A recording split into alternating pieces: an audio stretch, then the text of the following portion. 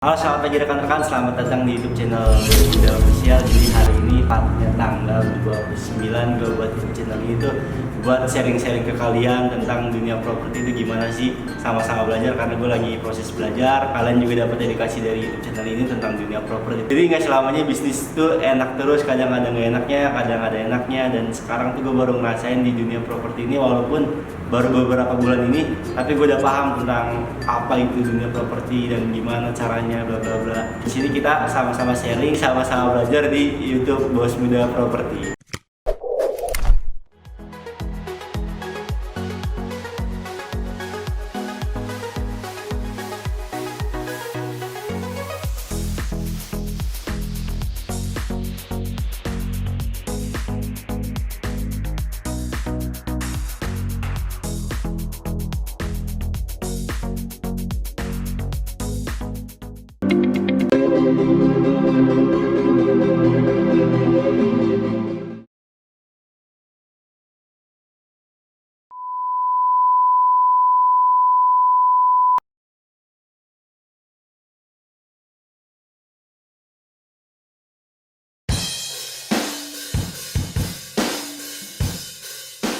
Saprudin Roy adalah sosok pria kelahiran tanggal 7 Agustus 1979 yang telah berhasil mencapai semua impian-impiannya.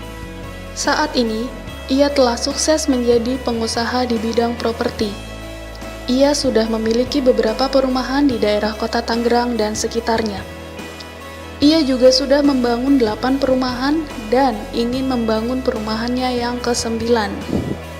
Di balik sisi lain menjadi seorang pengusaha, Saprudin Roy juga menjadi seorang aktivis dalam organisasi Gempur, yaitu Gerakan Masyarakat Pemburu Koruptor. Ia juga menjadi seorang pemimpin redaksi majalah Tiro, yaitu majalah yang mengangkat tentang hukum dan politik di Indonesia. Di balik kesuksesannya, pria yang akrab disapa Roy ini ternyata memiliki kisah hidup yang cukup sulit. Keluarga biasa, orang tersebut juga orang biasa, bukan siapa-siapa. Lalu kemudian lulus sekolah, terus kemudian terjun di profesi wartawan. Itu dari tahun berapa ya? Tahun 2000 ya, sekitar tahun 2000-an sampai dengan sekarang. Di samping itu 2 tahun yang lalu saya juga menggunakan diri buka usaha properti, buka perusahaan, dan ternyata hasilnya cukup lumayan di properti. Saprudin Roy dikenal sebagai laki-laki yang pekerja keras dan bertanggung jawab, di mana dulu ia pernah bekerja sebagai sales yang berjualan di pinggir jalan.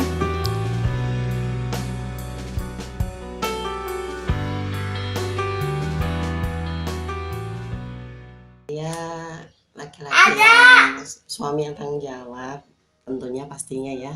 Dia juga ayah yang baik, insya Allah gitu. Dari tahun 2000 kita nikah, kita tinggal di Surabaya. Di Surabaya ayahnya dia kerja sales, buka lapak kaki 5. Saya di SPG-nya gitu. Kita kenal sekitar 6 bulan kita nikah. Kita lanjutin lagi ke Surabaya. Terus ayahnya tetap usaha yang sama ya, dia sales buka lapak di Pahlawan di Surabaya. Setiap jam 6:30 pagi kita berangkat bareng.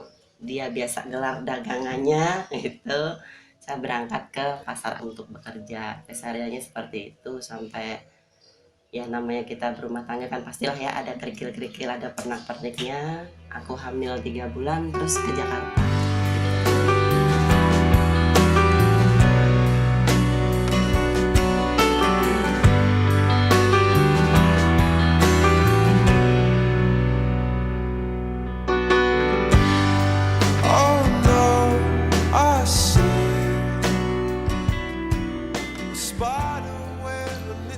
Tidak hanya pandangan dari sang istri, di mata teman baiknya, Pak Roy dikenal sebagai orang yang tidak mudah lelah dan pantang menyerah.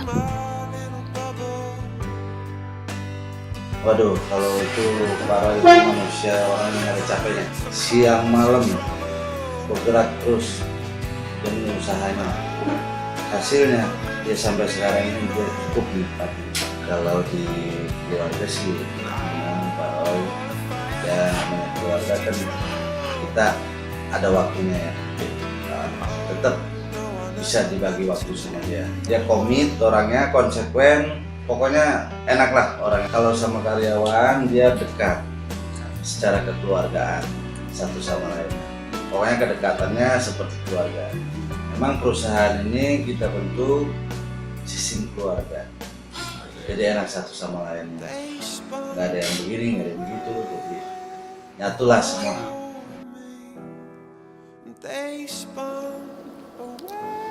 Saat menjadi wartawan, banyak pengalaman yang ia dapat seperti membuat berita reportase dan investigasi yang dapat membuat heboh di kalangan masyarakat. Suka dukanya banyak ya, suka dukanya banyak. Bahkan wartawan adalah profesi yang cukup menantang dan saya suka itu. Kenapa? Karena memang saya suka dengan berita-berita investigasi. Bahkan boleh dikatakan hampir setiap hasil reportase investigasi saya itu selalu bikin heboh. Ya, itu yang saya suka. Ada kepuasan tersendiri yang nggak bisa dinilai dengan uang di sana. Tapi ketika membongkar sebuah kasus, terus kemudian kasus tersebut menjadi perhatian publik, menjadi sorotan publik, itu kita sangat senang dan tidak bisa dinilai dengan apapun. Pengalaman yang ia peroleh saat menjadi wartawan dan keinginannya untuk menyalurkan hobi menulis membuat ia mendirikan media cetak berupa majalah yang bernama Tiro. Majalah Tiro itu justru saya dirikan jauh sebelum itu di tahun 2007. Waktu itu saya resign dari majalah tempat saya lama, majalah Ombudsman, saya desain, lalu kemudian saya mendirikan majalah Ombudsman. Saya mendirikan majalah Tiro. Dari 2007 sampai dengan saat ini masih eksis. Tiro kan majalah yang mengkhususkan majalah spesialis ya, majalah spesifik hukum. Sehingga tidak laku di pasar, nggak laku. Bahkan Ruslan Abdul Ghani bilang ada dua surat kabar yang tidak akan pernah laku di pasaran. Pertama adalah majalah sastra, koran sastra. Yang kedua adalah majalah hukum atau koran tentang hukum. Itu yang nggak akan laku di pasaran katanya. Kalau mungkin awal-awalnya dulu saya mendirikan itu sebagai lahan penghidupan. Artinya setelah kita mencari uang, kita berkarir.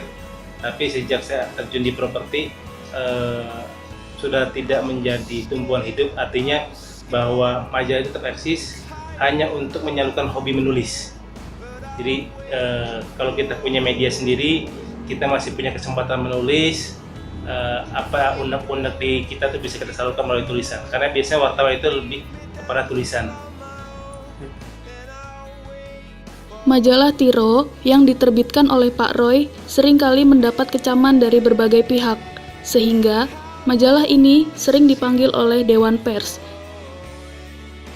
Kita pernah beberapa kali sidang diadukan ke Dewan Pers oleh pihak yang tidak suka terhadap pemberitaan kita, bahkan kita dulu pernah dilaporkan ke Polda Metro, pernah dilaporkan ke Mabes Polri oleh Jaksa Agung Hendarman Supandi ketika itu, lalu ada beberapa pejabat lainnya ya. Sepanjang kita menulis memiliki dasar, memiliki bukti-bukti yang kuat, ya kan? Menurut saya tidak ada alasan untuk tidak kita terbitkan. Persoalan nanti akan menjadi polemik, memang itu yang kita cari. Tidak hanya itu, banyak usaha-usaha penyogokan yang dilakukan oleh pihak terkait supaya beritanya tidak terbit. Bahkan, Pak Roy sering menerima ancaman dan juga teror. Teror itu banyak, yang mulai dari ancaman bertelepon, SMS, lalu kantor didatengin ormas, rumah datengin oleh preman-preman, lalu kemudian terakhir wartawan saya sempat ditembak. Itu teror-teror yang pernah saya alami.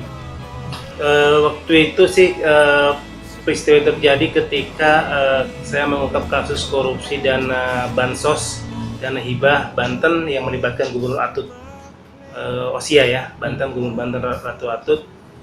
Ketika itu memang pemberitaan saya cukup bombastis bahkan sampai menjadi tsunami politik di Banten, dan ya cukup menggemparkan dunia perpolitikan di Banten lah khususnya, sehingga banyak pihak-pihak yang merasa dirugikan dengan pemberitaan saya, banyak pihak-pihak yang merasa terusik, lalu kemudian mencoba mendekati, mencoba melakukan negosiasi, melakukan pendekatan-pendekatan, namun tetap saya tolak, tetap saya terbitkan, ya, sehingga mereka mungkin kesal, apalagi ketika itu saya dan teman-teman ICW, teman-teman LSM Alif dan beberapa teman-teman LSM lainnya melakukan kasus ini ke KPK. Biasanya pihak-pihak yang tidak senang dengan pemberitaan kita, pihak-pihak yang merasa terusik, pihak-pihak yang merasa jabatannya terancam, ya, biasanya mereka akan coba mendekati kita dengan berbagai macam cara. Biasanya mereka akan coba mendekati kita lewat jalur formal, ada juga yang non formal, ada juga yang melalui orang-orang terdekat kita, bahkan sampai ke tokoh agama pun mereka gunakan. Untuk menyogok itu. Untuk mendekati kita, kemudian menghentikan pemberitaan. Itu sering. Kita sih sepanjang apa yang kita tulis benar, ya paling kita akan persilakan mereka untuk lapor ke Dewan Pers. Kalau mereka merasa mereka benar, mereka merasa apa yang kita tulis tidak sesuai dengan fakta, dengan realita yang ada, tidak memiliki dasar hukum, tidak memiliki bukti-bukti yang kuat, mereka kita persilakan untuk lapor ke Dewan Pers, atau mereka laporan kita ke Polda Metro.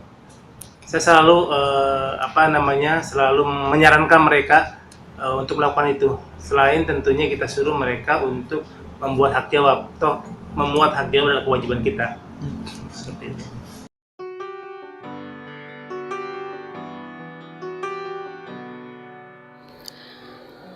Setelah ia berhasil membuat media cetak, ia mencoba untuk menjadi pengusaha di bidang properti. Di usahanya ini, ia cukup sukses karena hanya dengan modal pinjaman sebesar 5 juta rupiah, ia berhasil mendapatkan omset miliaran hanya dalam waktu 2 tahun.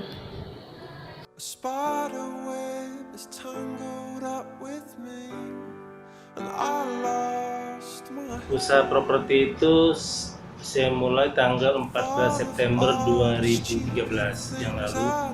Itu awalnya sih saya tertarik dengan sebuah buku yang ditulis oleh Pak Cipto Junaidi. Di situ dia katakan bahwa membeli properti tanpa uang, tanpa KPR.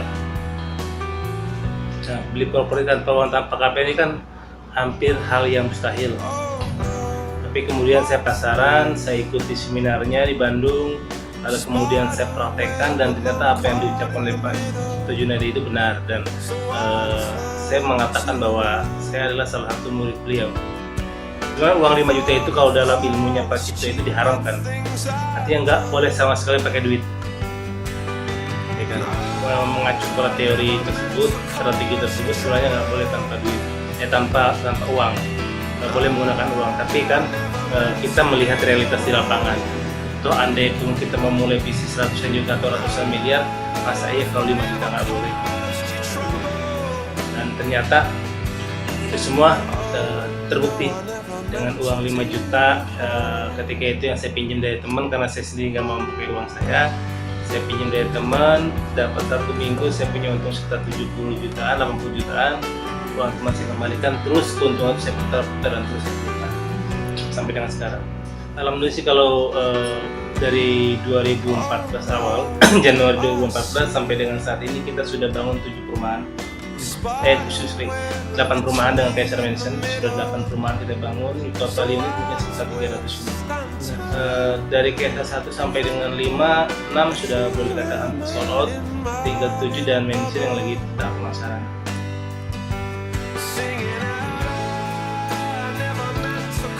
Karena menurutnya kurang lengkap tanpa berorganisasi, akhirnya ia membuat suatu gerakan masyarakat pemburu koruptor yang disingkat menjadi Gempur.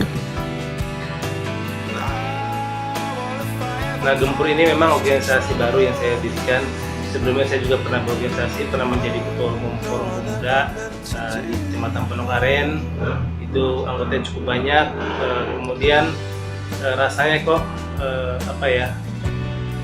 kurang abdul kalau kita nggak berorganisasi. Ya, akhirnya saya mendirikan Gempur, Gerakan Masyarakat Pemburu Koruptor. Sekarang anggotanya mencapai sekitar 3.000 orang di Tangerang Raya, yang kita concern kepada tindak pidana korupsi. Kita titik beratnya di situ. Jadi bukan seperti ormas-ormas lain yang ikut dalam proses penggusuran, eksekusi atau palak sana, palak sini, nggak ada kita. Kita concern 100% di tindak pidana korupsi. Kita sih ingin, sekarang kita lagi bangun gedung gempur. Kita lagi bangun gedung gempur, di gedung itu kita khususkan untuk teman-teman aktivis, teman-teman mahasiswa yang memang concern terhadap pemberantasan korupsi. Monggo silakan dipakai, digunakan untuk meeting-meeting, untuk training atau apapun silakan. Dan memang kita concern kepada pemberantasan tindak pidana korupsi.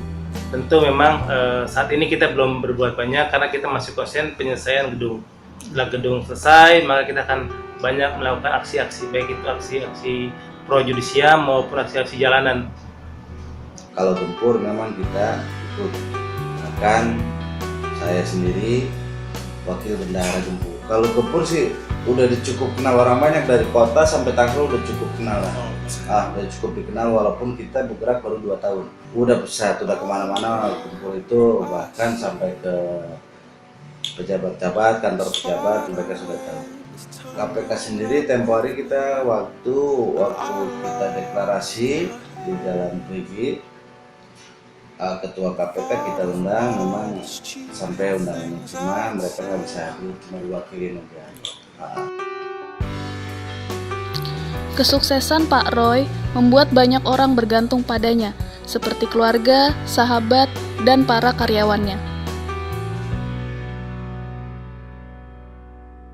Banyak orang yang menggantungkan hidupnya di dia, terutama mungkin saya sama anak saya gitu. Terus satu, tetap rendah diri, rendah jiwa, jangan miskin jiwa ya, gitu. Tetap sosial harus tinggi, familiar, ke lingkungan kita harus berbagi, jangan lupa, jangan sombong, intinya satu itu saya nggak suka, jangan sombong gitu kan. Tetaplah kita beri kebaikan ya, biarpun kita di dunia seperti apa, kita menjalani dunia hanya dunia seperti apa Kita berharap bahwa perusahaan saya bisa maju dan berkembang semakin baik lagi, menjadi sebuah holding yang besar, kemudian organisasi tetap berjalan seperti apa yang kita rencanakan. Itu aja untuk perusahaan sendiri. Memang ini saya udah bikin 2 perusahaan lagi, mudah-mudahan akhir lebaran nanti sudah bisa running, 1 perusahaan film, 1 lagi advertising. Yang sekarang saya mau bikin perusahaan house. Sebenarnya gini, peluang itu besar, tapi jangan berharap peluang. Artinya ketika ada peluang tentu akan banyak orang yang berusaha untuk mengambil peluang itu. Tapi menciptakan peluang itu yang terpenting. Jadi menciptakan peluang. Artinya mesti kreatif, mesti inovatif, terus punya mental yang pantang menyerah. Karena kalau fokus apapun pasti bisa, kecuali tidak fokus. Intinya adalah fokus. Ketika kita fokus, serius, pasti bisa. Nggak ada yang nggak bisa.